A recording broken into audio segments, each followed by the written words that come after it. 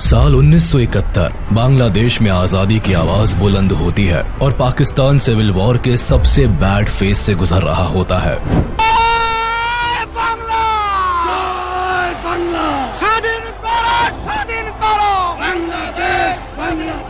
Pakistani army और Bangladeshi revolutionaries के बीच एक तरफ बड़ा घमासान जारी रहता है, वहीं दूसरी तरफ बांग्लादेश खुद को एक अलग देश घोषित कर चुका होता है। इसी बीच 3 दिसंबर 1971 को भारत के खिलाफ Pakistan operation Genghis Khan launch कर देता है।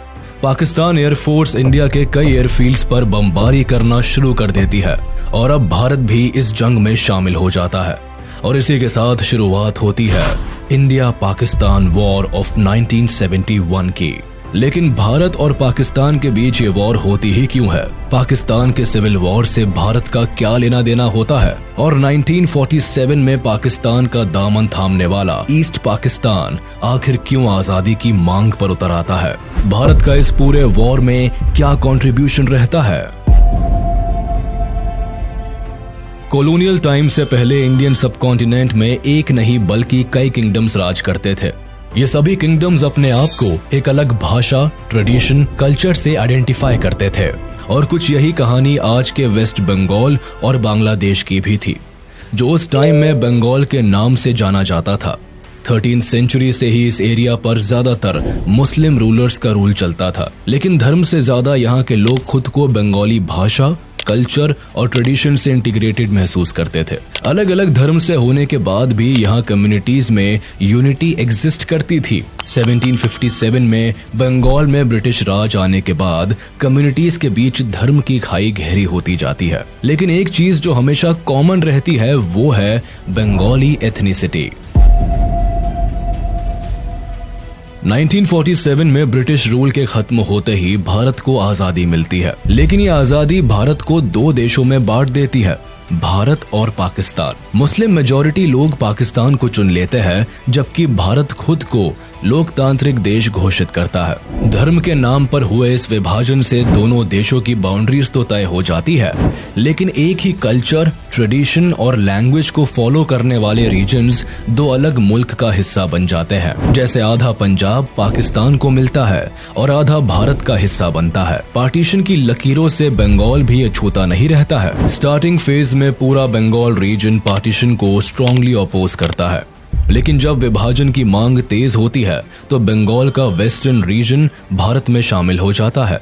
वही Muslim majority east Bengal Pakistan का हाथ थाम लेता है। उनकी उम्मीद होती है कि इस्लाम की फाउंडेशन पर बने पाकिस्तान में उन्हें better social and economic status और फैसिलिटीज मिलेंगी। साथ ही पाकिस्तानी गवर्नमेंट उनके फंडामेंटल राइट्स को रिकॉग्नाइज करे और उन्हें उनका पूरा हक दे। पाकिस्तान के साथ भारत में रह रहे कुछ मुस्लिम्स की भी यही उम्मीद होती है। इसलिए जब बंटवारा होता है तो दोनों ही कम्युनिटीज में मास माइग्रेशन देखने को मिलता है। हिंदू पाकिस्तान से भारत आते हैं तो मुस्लिम भारत से पाकिस्तान चले जाते हैं। वेस्ट बंगाल और बिहार से भी कई बिहारी मुस्लिम्स ईस्ट बंगाल की तरफ माइग्रेट करते हैं और हिंदू लोग भारत आ जाते हैं। ये मास माइग्रेशन अपने साथ एक बहुत बुरा दौर लेकर आता है, जिसमें दंगे फसाद से बेकसूर लोग मारे जाते हैं। लॉ एंड ऑर्डर पूरी तरह से तहस नहस हो जाता है। 14 लाख लोग अपना घर छोड़ देते हैं और लाखों फैमिलीज को अपनी डेस्टिनेशन पर पहुंचने से पहले ही मौत के घाट उतार दिया जाता है।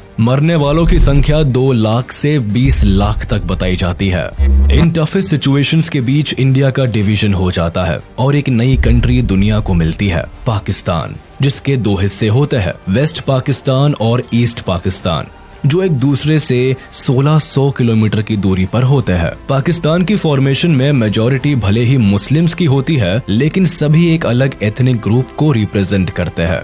Majority of ethnic group Bengali Muslim की होती है, जो ईस्ट पाकिस्तान में रहते हैं, जबकि वेस्ट पाकिस्तान में पंजाबी, सिंधी, पख्तूनी और बलोची एथनिक ग्रुप की सुपीरियोरिटी रहती है। ऐसे में एक बड़ी आबादी होने के बाद भी बंगाली मुस्लिम्स को साइडलाइन कर दिया जाता है। पॉलिटिक्स से लेकर ब्यूरोक्रेसी, मिलिट्री और सभी पावरफुल पोजीशंस पर वेस्ट पाकिस्तान के एथनिक ग्रुप को रिप्रेजेंटेशन मिलती है। Specifically government related important decisions and work primarily west Pakistan में कॉन्सेंट्रेटेड रहते हैं। पाकिस्तान की पॉलिटिक्स में भी वेस्ट पाकिस्तान का इन्फ्लुएंस रहता है। 1947 में पाकिस्तान की शुरुआत भारत की तरह एक पार्लियामेंट्री डेमोक्रेसी से होती है, जिसमें प्राइम मिनिस्टर की कमान लियाकत अली खान संभालते हैं, जबकि मोहम्मद अली जिन्ना को पहला गवर्नर जनरल बनाया जाता है। अपने पहले ही टर्म में लियाकत सरकार को ईस्ट पाकिस्तान और वेस्ट पाकिस्तान को इफेक्टिवली गवर्न करने में कई परेशानियों का सामना करना पड़ता है, जो आने वाली सरकार को भी महसूस होती है। मैक्सिमम पावर सेंट्रल गवर्नमेंट में एक ही पोजीशन पर कॉन्सेंट्रेटेड होती है, जिसकी वजह से पाकिस्तान में पॉलिटिकल इंस्टेबिलिटी भी आने वाले सालों में देखने को मिलती है और ईस्ट पाकिस्तान को रिप्रेजेंटेशन का सही मौका नहीं मिल पाता है। 21 मार्च 1948 को मोहम्मद अली जिन्ना एक नया रूल लेकर आते हैं और उर्दू को पाकिस्तान की ऑफिशियल लैंग्वेज डिक्लेयर कर देते हैं। State language of Pakistan is going to be Urdu and no other language.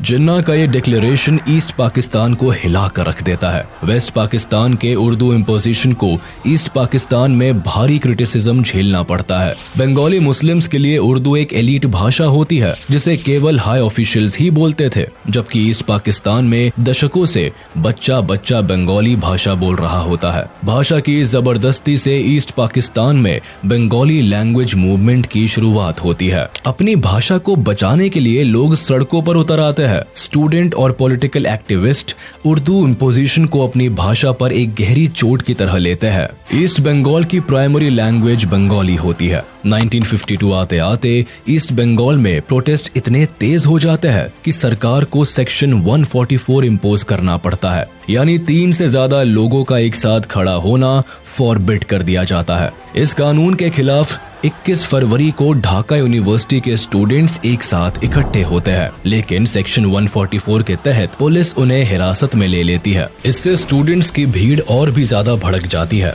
और student east Bengal legislative assembly में घुसने की कोशिश करते हैं। उन्हें रोकने के लिए पुलिस प्रदर्शनकारियों पर ओपन फायर करती है, जिसमें 5 लोगों की मौत हो जाती है। आगे चलकर ये दिन बांग्लादेश के इतिहास में अमर हो जाता है और आज भी इसी दिन को बांग्लादेश अपने लैंग्वेज मार्टर्स डे के तौर पर मनाता है। सरकार और बंगालियों का ये क्लैश इस कदर बढ़ जाता है कि 1956 में सरकार को बंगाली भाषा को ऑफिशियल स्टेटस और 1956 में स्टेट लैंग्वेज का दर्जा देना पड़ता है। ईस्ट पाकिस्तान में रह रहे लोगों की मांग तो पूरी हो जाती है, लेकिन सरकार के साथ इनकी नाराजगी खत्म नहीं होती, बल्कि ये घटना आग में घी का काम करती है। पाकिस्तान की फॉर्मेशन में मेजॉरिटी भले ही मुस्लिम्स की होती है, लेकिन सभी एक अलग एथनिक ग्रुप को रिप्रेजेंट करते हैं। पाकिस्तान में कई सरकारें बनती बिगड़ती है, कई बार मिलिट्री रूल भी देखने को मिलता है, लेकिन सरकार बनाने का मौका ईस्ट पाकिस्तान के लोगों के हाथ में कभी नहीं आता। उन्हें पॉलिटिकल रिप्रेजेंटेशन से तो दूर रखा ही जाता है, साथ ही ईस्ट पाकिस्तान के डेवलपमेंट पर भी ध्यान नहीं दिया जाता। 70% से भी ज्यादा नेशनल बजट वेस्ट पाकिस्तान के डेवलपमेंट पर लगाया जाता है, जबकि पाकिस्तान की आधी पॉपुलेशन ईस्ट पाकिस्तान में सेंटर्ड होती है। यही से पाकिस्तान को अपना 62% रेवेन्यू भी मिलता है। फिर भी इस हिस्से की ग्रोथ रेट 2.6% होती है, जबकि वेस्ट पाकिस्तान 4.4% की ग्रोथ से बढ़ता है।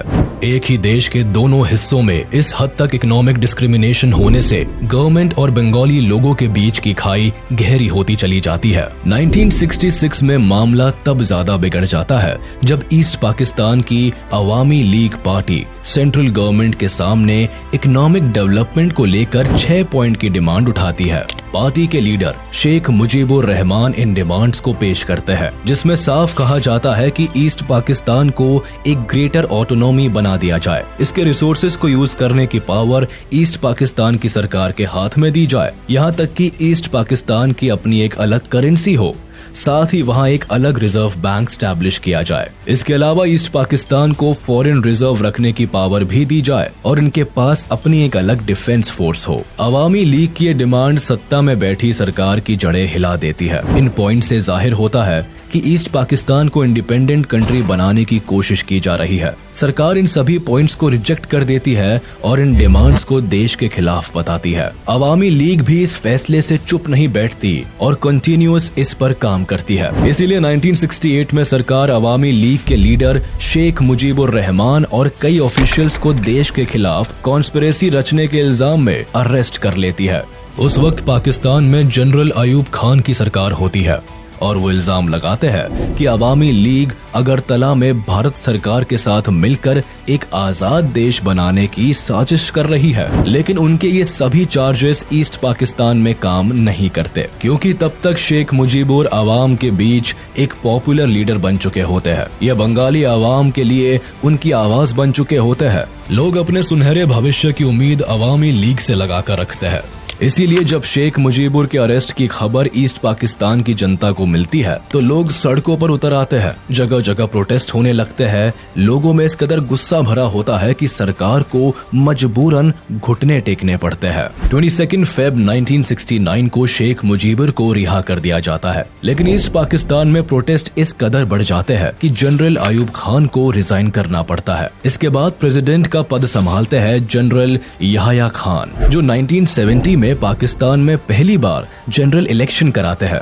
Elections will take place. I have left this decision to the Chief Election Commissioner.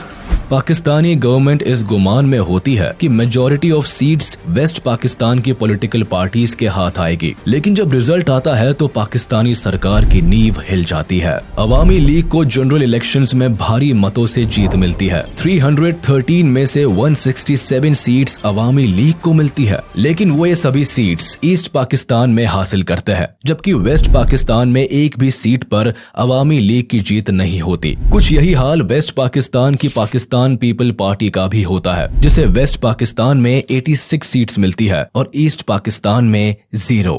Awami league को पाकिस्तान में सरकार बनाने का अधिकार तो मिल जाता है, लेकिन ये वेस्ट पाकिस्तान की पॉलिटिकल पार्टीज को जरा भी रास नहीं आता। इसीलिए याह्या खान और PPP leader Zulfikar Ali Bhutto military officials के साथ मिलकर नेशनल असेंबली को कैंसिल करने का प्लान बनाते हैं। 1 मार्च 1971 को प्लान के according Yahya Khan national assembly को कैंसिल कर देते हैं। ईस्ट पाकिस्तान की आवाम इस नाइंसाफी के खिलाफ आवाज उठाने से पीछे नहीं रहती। डेमोक्रेसी का ऐसा मजाक बनता देख लोग प्रोटेस्ट कर देते हैं। पहली बार ईस्ट पाकिस्तान में आजादी के नारे लगते हैं। सभी लोग साथ मिलकर एक नए देश की मांग करते हैं और बांग्लादेश नाम दुनिया के सामने आता है। अवामी लीग पार्टी भी अपनी आवाज बुलंद करती है और शेख मुजीबुर जनता के सपोर्ट में उतर आते हैं।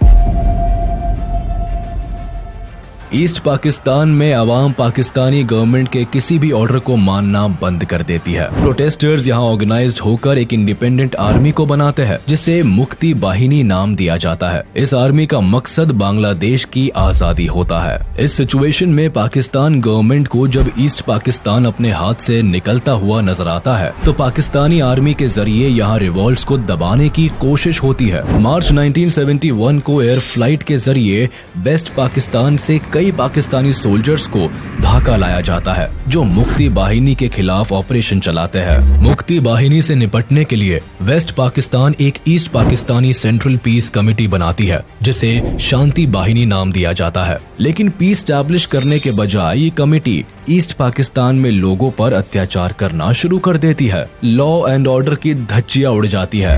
बंगालीज वेस्ट पाकिस्तान से अपने सारे नाते तोड़ लेते हैं। पाकिस्तानी गवर्नमेंट को जब ईस्ट पाकिस्तान की आवाज दबाने का कोई रास्ता नजर नहीं आता तो सरकार एक ऐसी साजिश रचती है कि वॉर क्राइम्स की सारी हदें पार हो जाती है। ईस्ट पाकिस्तानी लीडर्स का कहना था कि वेस्ट पाकिस्तान उनके 6 पॉइंट मूवमेंट को मान ले, जिसके बाद वो सब हार्मनी के साथ रह सकते हैं। लेकिन पाकिस्तानी आर्मी को यह बात मंजूर नहीं होती। 25 मार्च 1971 को पाकिस्तानी आर्मी ईस्ट पाकिस्तान में एक खतरनाक जेनोसाइड प्लान करती है, जिसे जिसे ऑपरेशन सर्च लाइट नाम दिया जाता है। इसका मकसद बांग्लादेश की आजादी की मांग करने वाले सभी रेवोल्यूशनरीज को टारगेट करना होता है। साथ ही उन लोगों को भी मौत के घाट उतारना होता है जो अलग देश की मांग कर रहे होते हैं। कहने को तो ये पाकिस्तानी आर्मी का एक अभियान होता है, लेकिन सही मायनों में ये एक वॉर क्राइम का एक्ट साबित होता है, जिसका मकसद ईस्ट पाकिस्तान में जेनोसाइड और पब्लिक मैसेकर को अंजाम देना होता है। 25 मार्च बांग्लादेश के लोगों के लिए सबसे काली रात साबित होती है। Troops from West Pakistan, Punjabis, savagely terrorized the Bengali population of East Pakistan. Perhaps 1 million people died. हजारों पाकिस्तानी सोल्जर्स ढाका में घुसते हैं। कर्फ्यू इम्पोज किया जाता है।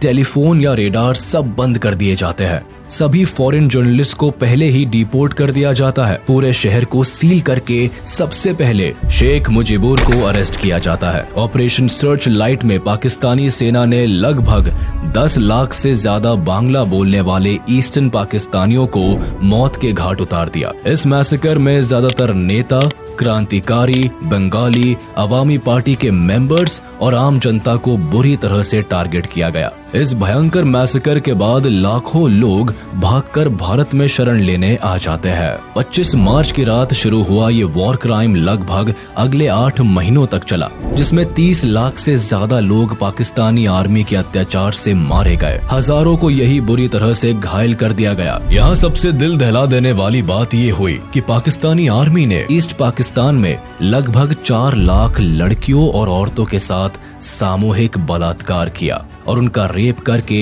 उन्हें पब्लिकली परसिक्यूट कर दिया। पाकिस्तानी आर्मी के इस तरह के शर्मनाक काम को जब यूएस प्रेसिडेंट तक पहुंचाया गया, तब भी यूएस ने इस जेनोसाइड को रोकने का कोई काम नहीं किया। उल्टा अपने एलाइज पाकिस्तान को वॉर में सपोर्ट करते रहे। और इससे पहले ही शेख मुजीबुर ईस्ट पाकिस्तान को इंडिपेंडेंट कंट्री घोषित कर देते हैं और इसे बांग्लादेश नाम देते हैं। 27 मार्च को मेजर जियाउर रहमान खुद ये डिक्लेरेशन पब्लिक को पढ़कर सुनाते हैं।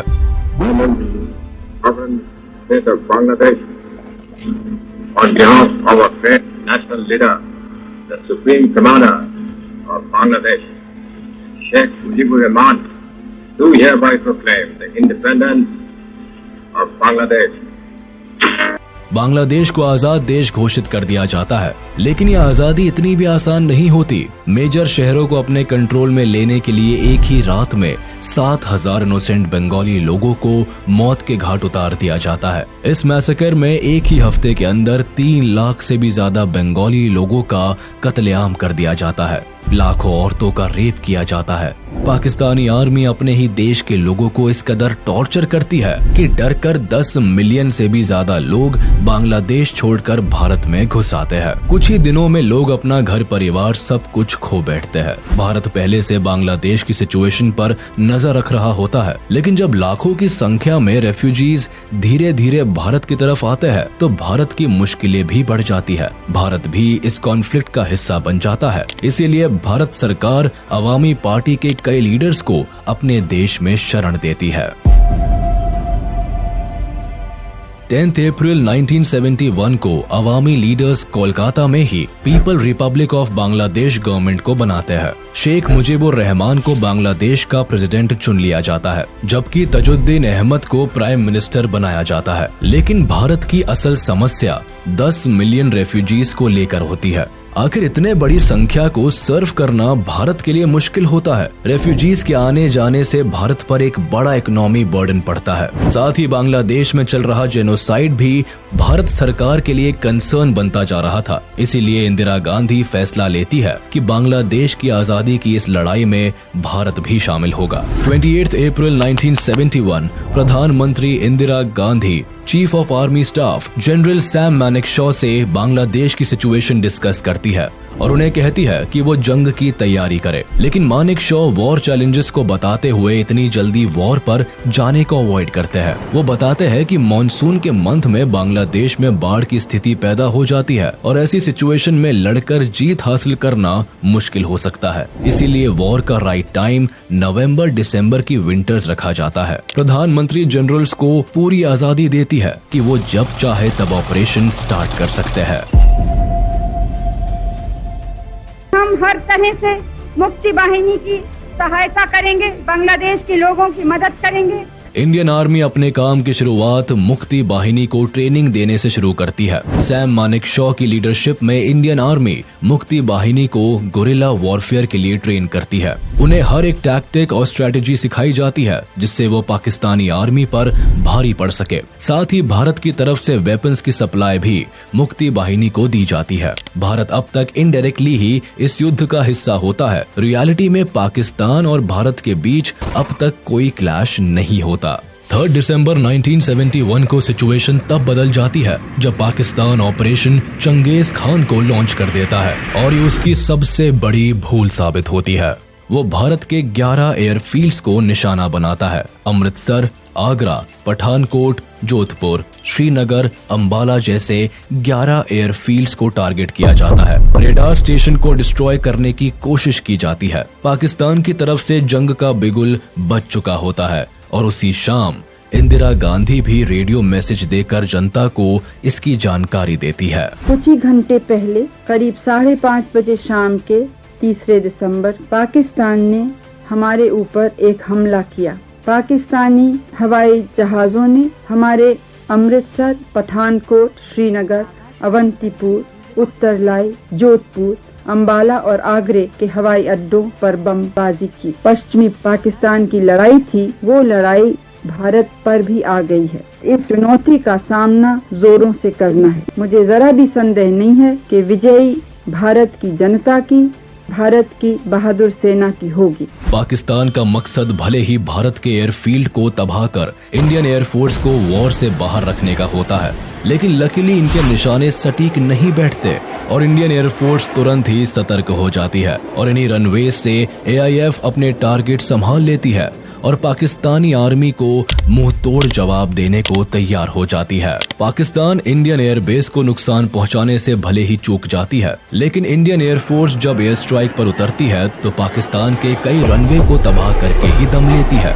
मुरिद, मियानवाली, सरगोधा, चांडलर, रिसलवाला वेस्ट पाकिस्तान के कुछ जरूरी एयर बेसेस होते हैं जिन्हें इंडियन एयरफोर्स बुरी तरह डैमेज कर देती है। वेस्ट पाकिस्तान के रनवेज की हालत इतनी खराब हो जाती है कि कई दिनों तक वह वॉर के लिए कुछ एयर बेसेस को यूज नहीं कर पाते। कुछ यही हाल इंडियन आर्मी ईस्ट पाकिस्तान के एयर बेसेस का भी करती है, जहां 2 दिन के अंदर ही चिट्टागोंग, जेसोर और कुर्मितोला एयर बेसेस को तबाह कर देती है। 4 दिसंबर को इंडियन नेवी भी पाकिस्तानी नेवल आर्मी को मुंह तोड़ जवाब देने से बाज नहीं आती। इंडियन नेवी को जानकारी होती है कि कराची पोर्ट पाकिस्तान नेवी का सबसे बड़ा हेडक्वार्टर होता है। ये पोर्ट पाकिस्तान के मैरीटाइम ट्रेड के लिए भी सबसे इम्पोर्टेंट है। इसे नुकसान हुआ तो पाकिस्तान की इकोनॉमी क्रैश कर सकती है।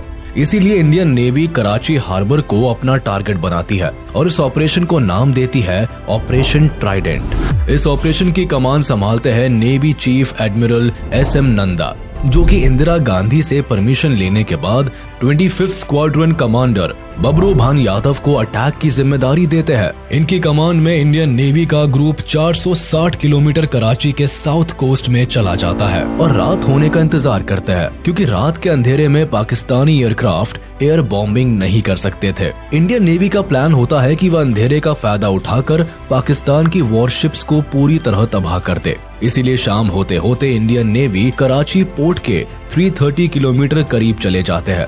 इनके पास INS Veer, INS Nirghat and INS Nipat जैसी मिसाइल बोट्स और 2 anti submarine corvettes INS Kiltan और INS कच्चल होती है। सभी वॉरशिप्स भारी मिसाइल से लैस होती है। रात को जब पाकिस्तानी नेवी को अंदाजा भी नहीं होता कि वह बड़े हमले का शिकार होने वाले हैं, तभी इंडियन वॉरशिप्स कराची से 130 किलोमीटर की दूरी से ही पाकिस्तानी वॉरशिप का पता लगा लेती है। सबसे पहले मिसाइल अटैक INS नीरघाट करती है और पाकिस्तान के बैटल्स क्लास डिस्ट्रॉयर PNS खाइबार के टुकड़े टुकड़े कर डालती है। उसके बाद INS वीर और INS निपत भी अपना कमाल दिखाते हैं और PNS चैलेंजर और PNS मुहाफिज को मिसाइल से बर्बाद कर पानी में डुबो देते हैं। इस ऑपरेशन में INS निपात पाकिस्तान के केमारी ऑयल स्टोरेज टैंक्स को भी निशाना बनाता है और पाकिस्तान का ऑयल स्टोरेज आग की लपटों में जल के बर्बाद हो जाता है। करीब 7 दिन तक पाकिस्तान इस आग को बुझाने में नाकामयाब रहता है और दुनिया भर के अखबारों में इंडियन नेवी की इस आग को बिगेस्ट बॉनफायर करार दिया जाता है। इसके जवाब में पाकिस्तानी नेवी इंडिया के ओखा पोर्ट को बॉम्ब करने से पीछे नहीं रहता ताकि उन्हें अपनी बर्बादी का बदला मिल सके। वो हमले से भारत के फ्यूलिंग फैसिलिटीज, एम्यूनिशन डंप और मिसाइल बोट्स जेटी को नुकसान पहुंचाना चाहता है। लेकिन पाकिस्तान के प्लान को समझते हुए इंडियन नेवी अपनी मिसाइल बोट्स को पहले ही ओखा पोर्ट से हटा देता है और यहाँ भी पाकिस्तान के हाथ केवल हार ही आती है। इंडियन नेवी का ये पहला ऑपरेशन होता है जिसमें एंटी मिसाइल्स का इस्तेमाल किया जाता है और आज के दिन इस दिवस को इंडियन नेवी डे के रूप में मनाया जाता है। इसके अलावा पाकिस्तानी नेवी को इस वॉर में सबसे ज्यादा डर INS विक्रांत का भी होता है। उन्हें ये जानकारी होती है कि INS विक्रांत जंग की तस्वीर पलट कर रख सकता है, क्योंकि INS विक्रांत शान से बे ऑफ बंगाल के रास्ते ईस्ट पाकिस्तान पर एयरफोर्स को कैरी किए हुए ऑलरेडी एक्टिव था। इसलिए पाकिस्तानी आर्मी इसे बर्बाद करने के लिए PNS गाजी को इस रूट में भेजती है। लेकिन मामला उल्टा पड़ जाता है। नेवल सबमरीन PNS गाजी कराची से बे ऑफ बंगाल की तरफ आती है, लेकिन इसके पहले वो अपने प्लान को एक्टिवेट कर पाता, इंडियन नेवी की डिफेंस फोर्स को इस साजिश की खबर लग जाती है।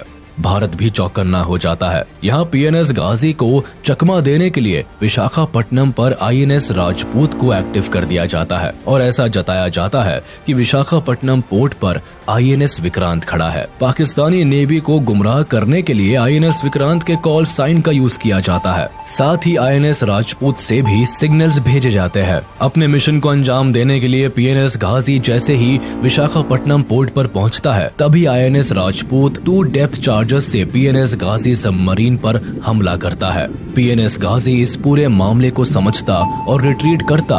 तब तक INS राजपूत ने हमले शुरू कर दिए और इस तरह PNS गाजी पाकिस्तान के मंसूबों के साथ ही डूब जाता है। 4 दिसंबर की रात को पाकिस्तान राजस्थान के लोंगेवाला पोस्ट से भारत पर हमला करता है। उन्हें खुफिया जानकारी होती है कि यहाँ इंडियन सोल्जर्स की संख्या कम है। बस इसी का फायदा उठाकर वह भारत में दाखिल होने और रामगढ़ जैसलमेर होते हुए दिल्ली पहुँचने की साजिश रचता है। इस साजिश के तहत पाकिस्तान 2000 जवानों के साथ 59 टैंक्स और एक मोबाइल इन्फेंट्री ब्रिगेड को लेकर लोंगेवाला पोस्ट पर हमला कर देते हैं। यहाँ उनका सामना भारतीय सेना की 23वीं बटालियन पंजाब रेजिमेंट की कंपनी से होता है, जिसकी कमान मेजर कुलदीप सिंह चंदपुरी के पास होती है। 7 दिसंबर 1971 तक लड़ी गई इस लड़ाई में पाकिस्तान के मंसूबे धरे के धरे रह जाते हैं, जब मेजर कुलदीप सिंह चंदपुरी की लीडरशिप में केवल 120 इंडियन सोल्जर्स ही पाकिस्तान के हजारों सोल्जर्स और टैंक्स को धूल चटा देते हैं। लोंगेवाला में भारतीय सैनिक एक ऊंचे रेत के टीले को अपने कब्जे में ले लेते हैं और इस ऊंचाई का फायदा उठाकर अपनी स्ट्रैटेजी बनाते हैं। कुलदीप सिंह चंदपुरी को पता होता है कि सुबह होने तक उन्हें कोई हवाई मदद नहीं मिल सकती, इसीलिए वह सुबह तक पाकिस्तानी आर्मी को उलझा कर रखने की स्ट्रैटेजी बनाते हैं। हालांकि पाकिस्तान से फायरिंग पहले स्टार्ट होती है, लेकिन आगे वह बढ़ते हुए पाकिस्तानी टैंक चारों तरफ लगे कटीले तारों को देखकर रुक जाते हैं। इन वायर्स को वो लैंड माइन्स का सिंबल समझकर एक जरूरी वक्त तारों को हटाने और अपने कंफ्यूजन को क्लियर करने में गुजार देते हैं। फिर जैसे ही पाकिस्तानी टैंक्स आगे बढ़ते हैं, वो रेगिस्तान की रेत में फंस जाते हैं। एक ऊंचे टीले पर होने की वजह से इंडियन आर्मी टैंक्स को डायरेक्ट हिट कर पाती है और पाकिस्तान अपने कई टैंक्स और व्हीकल्स गंवा देता है। जब तक पाकिस्तान भारत की चाल को समझ पाता, तब तक सुबह हो जाती है और सूरज की पहली किरण के साथ ही इंडियन एयरफोर्स का सपोर्ट सोल्जर्स को मिलता है। इंडियन एयरफोर्स के HAL HF-24 Marut fighters and hawker Hunter aircraft इस लड़ाई में पाकिस्तान के हमलों का मुंह तोड़ जवाब देते हैं और लोंगेवाला में जीत का बिगुल बजा देते हैं। इस हार से पाकिस्तान को बहुत बड़ा झटका लगता है। वह अपने कई सैनिक और आर्म्ड व्हीकल खो देता है। लोंगेवाला का ये एयर ग्राउंड ऑपरेशन भारत का बड़ा सक्सेसफुल ऑपरेशन साबित होता है, लेकिन पाकिस्तान के लिए ये एक बहुत बड़ी हार बन जाती है। 1971 के इस वॉर में भारत ने पाकिस्तान से लगभग 3600 स्क्वायर किलोमीटर का हिस्सा छीन लिया। पाकिस्तान से निपटने के लिए भारत की मिलिट्री पावर और स्ट्रेटेजी पाकिस्तान से कहीं ज्यादा बेहतर होती है। भारत के जनरल वेस्ट पाकिस्तान में एक डिफेंसिव वॉर स्ट्रेटेजी का इस्तेमाल करते हैं, यानी वेस्ट हिस्से में अटैक के बजाय मिलिट्री डिफेंस पर वर्क करती है, जबकि ईस्ट पाकिस्तान में Indian military aggressively attack strategy का इस्तेमाल करती है। सोल्जर्स को लड़ने के लिए फील्ड पर भेजा जाता है और इंडियन आर्मी पाकिस्तानी सोल्जर्स पर भारी पड़ती है। इंडियन डिफेंस की नेवी, एयर और मिलिट्री का कोऑर्डिनेटेड अटैक पाकिस्तान के होश उड़ा देता है। ऑपरेशन ट्राइडेंट में मिली अपार सफलता के बाद एक तरफ जहां कराची पोर्ट पर सिक्योरिटी बढ़ा दी जाती है, वहीं पाकिस्तान को समंदर में इंडियन शिप्स की एक बड़ी प्रेजेंस की खबर लग जाती है। उन्हें लगता है कि भारत फिर एक बड़े हमले की तैयारी कर रहा है, इसीलिए पाकिस्तानी वॉरशिप्स मर्चेंट शिपिंग के साथ मिलकर इंडियन नेवी को मात देने का प्लान बनाते हैं। अब इसी प्लान को फेल करने के लिए इंडियन नेवी एक फॉलो अप प्लान बनाती है, जिसका कोड नेम ऑपरेशन पायथन दिया जाता है। 8 दिसंबर को पाकिस्तान की चालों को नाकाम करने के लिए भारत की मिसाइल बोट्स INS विनाश, INS तलवार और INS त्रिशूल को कराची के साउथ में मनोरा पेनिनसुला की तरफ भेजा जाता है। इस दौरान ये मिसाइल बोट्स न केवल पाकिस्तानी पेट्रोल वेसल को टारगेट करते हैं, बल्कि 11 बजे के करीब INS विनाश अपनी 4 मिसाइल से केमारी ऑयल फार्म को टारगेट करता है। इस अटैक से पाकिस्तान का बचा कुचा केमारी ऑयल स्टोरेज भी तबाह हो जाता है। साथ ही Panamanian fuel tanker SS gulf star को भी भारी नुकसान पहुंचता है। INS विनाश पाकिस्तान के नेवी फ्लीट टैंकर PNS डक्का को बुरी तरह ध्वस्त कर देता है। इस हमले से कराची की 50% ऑयल रिक्वायरमेंट धुआं हो जाती है। पाकिस्तान की अर्थव्यवस्था को एक बड़ा झटका लगता है और एक ही रात में पाकिस्तान को लगभग $3 बिलियन का नुकसान उठाना पड़ता है। इस अटैक में भारतीय नेवी को तो कोई नुकसान नहीं पहुंचता, लेकिन पाकिस्तान को केवल आसमान ही नहीं बल्कि समंदर से भी एक बड़ी हार का सामना करना पड़ता है। वॉर में अपनी डूबती नैया को किनारे लगाने के लिए पाकिस्तान UN के पास पहुंचता है और अपील करता है कि भारत को इस वॉर से बाहर रहने के लिए कहा जाए। 4 दिसंबर को जहां एक तरफ पाकिस्तान भारत पर अटैक करता है, वहीं साइमल्टेनियसली यूनाइटेड नेशंस की सिक्योरिटी काउंसिल असेंबल होती है। एक लंबे डिस्कशन में अमेरिका सीधे पाकिस्तान के समर्थन में कूद जाता है। US, चाइना और UK मिलकर भारत को सीज फायर करने के लिए कहते हैं और दबाव बनाया जाता है कि भारत अपनी आर्मी को बांग्लादेश से वापस बुला ले। लेकिन यहाँ भारत के समर्थन में सोवियत यूनियन आगे आता है और 2 बार इस रेजोल्यूशन को वीटो कर देता है। इसकी वजह 9 अगस्त 1971 में भारत और सोवियत यूनियन के बीच साइन हुई पीस एंड फ्रेंडशिप ट्रीटी भी होती है, जो भारत और सोवियत यूनियन के बीच दोस्ती की नींव रखती है। और इस दोस्ती को गहरा होने का मौका तब मिलता है जब बांग्लादेश लिबरेशन वॉर में सोवियत यूनियन न केवल पॉलिटिकली बल्कि मिलिट्री पावर से भी भारत की मदद करता है। इंडिया ने बांग्लादेश को एक इंडिपेंडेंट कंट्री मान लिया। इसी दिन भूटान भी विश्व का पहला देश बना जिसने बांग्लादेश को ऑफिशियली एक इंडिपेंडेंट कंट्री के तौर पर एक्सेप्ट कर लिया। 8 दिसंबर 1971 को जब अमेरिका की इंटेलिजेंस को ये रिपोर्ट मिलती है कि भारत ईस्ट पाकिस्तान में एक ऑफेंसिव अटैक प्लान कर रहा है, तब US पाकिस्तान के समर्थन में अपनी 7th fleet task force bay of Bengal की तरफ भेज देता है। US का ये 7वां बेड़ा दुनिया का सबसे बड़ा एयरक्राफ्ट कैरियर होता है, जिसका वजन 75,000 टन के करीब होता है। करीब 70 फाइटर एयरक्राफ्ट को कैरी करने वाला ये शिप न्यूक्लियर पावर्ड से लेस होता है। जाहिर था कि भारत की नेवल पावर से ये कहीं ज्यादा ताकतवर होता है और उसके सामने भारत के INS विक्रांत की फाइटर एयरक्राफ्ट की क्षमता केवल 20 एयरक्राफ्ट की होती है। पाकिस्तान को अब ये वॉर अपने हक में दिखाई देने लगती है। उसे लगता है कि अमेरिका के समर्थन से उसकी जीत पक्की है। वहीं भारत पर प्रेशर होता है कि अमेरिका की नेवल शिप से उलझने के बजाय पीछे हट जाए। सिचुएशन यहाँ हाथ से निकलती दिखाई देती है, क्योंकि UK भी पाकिस्तान के समर्थन में HMS ईगल को अरेबियन सी में उतारता है। इनकी साजिश भारत की नेवल शिप को एक पिंसर अटैक में फंसाने की होती है। भारत इस सिचुएशन से निकलने के लिए सोवियत को SOS भेजता है और इंडो सोवियत सिक्योरिटी ट्रीटी को एक्टिवेट करने के लिए कहता है, जिसके तहत किसी भी आउटसाइड अटैक होने पर सोवियत यूनियन भारत को प्रोटेक्ट करने के लिए बाध्य है। मैसेज मिलते ही ब्रिटिश अमेरिकन थ्रेट को काउंटर करने के लिए सोवियत जल्द ही कमांडर एडमिरल व्लादिमीर क्रुगलियाकोव के अंदर अपने 10th ऑपरेटिव बैटल ग्रुप को भारत की मदद के लिए भेजते हैं। सोवियत का ये पैसिफिक बेड़ा nuclear armed ships, atomic submarines और मिसाइल से लेस होता है और समंदर में ब्रिटिश और अमेरिकन बेड़े को काउंटर करने के लिए उन्हें अपने टारगेट रेंज में ले आते हैं। जिससे पहले यूके और अमेरिका बे ऑफ बंगाल में एंटर कर पाए, उससे पहले ही रशियन शिप्स ब्रिटेन और अमेरिकन शिप्स को अपनी मौजूदगी का एहसास करा देती है। इसीलिए ब्रिटिश शिप्स मेडागास्कर की तरफ निकल जाती है, जबकि यूएस नेवी भी अपनी टास्क फोर्स को पीछे ले लेती है। सोवियत का साथ मिलते ही भारत की एयर, नेवी और लैंड मिलिट्री डिफेंस एक साथ मिलकर पाकिस्तानी आर्मी को घुटने टेकने पर मजबूर कर देती है। ईस्ट पाकिस्तान में पाकिस्तानी आर्मी की एयर सप्लाईज कट ऑफ कर दी जाती है। नेवल रूट्स को इंडियन नेवी ब्लॉक कर देती है और जमीन पर मुक्ति बाहिनी पाकिस्तान आर्मी की जान की दुश्मन बन जाती है। 12 दिसंबर आते आते इंडिया पाकिस्तान वॉर में पाकिस्तान एक बड़ी हार के सामने खड़ा होता है। इनकी सेना को बुरी तरह खदेड़ दिया जाता है। वेस्ट पाकिस्तान का लगभग 13,000 किलोमीटर वर्ग इलाका अब भारत के कंट्रोल में होता है और पाकिस्तानी सोल्जर्स के पास बचने का कोई रास्ता नहीं होता है। जुल्फिकार अली भुट्टो पाकिस्तान की जीत के लिए एक बार फिर अमेरिका का दरवाजा खटखटाते हैं और वॉर को डिस्कस करने के लिए न्यूयॉर्क जाते हैं।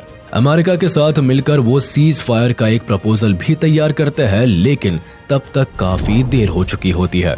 पाकिस्तानी आर्मी इंडियन सोल्जर्स के सामने सरेंडर के लिए तैयार हो जाती है। इससे गुस्से में आकर जुल्फिकार अली भुट्टो UN की असेंबली छोड़कर चले जाते हैं और यहाँ पाकिस्तान की लाचारी भी पूरी दुनिया को साफ नजर आती है।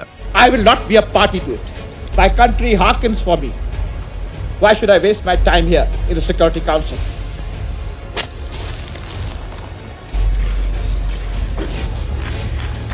Major general JFR Jacob lieutenant general AAK Niazi के सामने इंस्ट्रूमेंट ऑफ सरेंडर का प्रपोजल रखते हैं, तो लेफ्टिनेंट जनरल AAK नियाजी इसे साइन करने से इनकार कर देते हैं। लेकिन मेजर जनरल जेकब उन्हें ये कहकर 30 मिनट का सोचने का समय देते हैं कि अगर इंस्ट्रूमेंट साइन नहीं हुआ तो पाकिस्तानी आर्मी के 1 लाख से भी ज्यादा सोल्जर्स की मौत के जिम्मेदार वो होंगे और मुक्ति बाहिनी को रोकने के लिए भारत आगे नहीं आएगा। 16 दिसंबर 1971 को ढाका में पाकिस्तानी आर्मी के 93,000 सोल्जर्स इंडियन आर्मी के सामने सरेंडर कर देते हैं। सभी अपनी बंदूक इंडियन आर्मी के सामने झुका देते हैं। वर्ल्ड वॉर 2 के बाद ये दुनिया का सबसे बड़ा सरेंडर होता है, जहां लगभग 1 लाख से ज्यादा सोल्जर्स इंडियन आर्मी के सामने सर झुकाए खड़े होते हैं। लेफ्टिनेंट जनरल AAK नियाजी बिना किसी रेजिस्टेंस के इंस्ट्रूमेंट ऑफ सरेंडर को साइन कर देते हैं। उनके चेहरे पर शर्म और लाचारी साफ झलकती दिखाई देती है और वो इस पूरी घटना के दौरान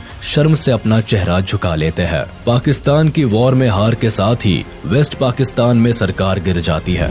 भारत की ये जीत पाकिस्तान के इतिहास में काला धब्बा बन जाती है। इस जीत से जहां भारत की डिफेंस फोर्स अपना लोहा मनवाती है, वही बांग्लादेश को उनकी आजादी मिलती है। इंदिरा गांधी बांग्लादेश को इस जीत की बधाई देती है।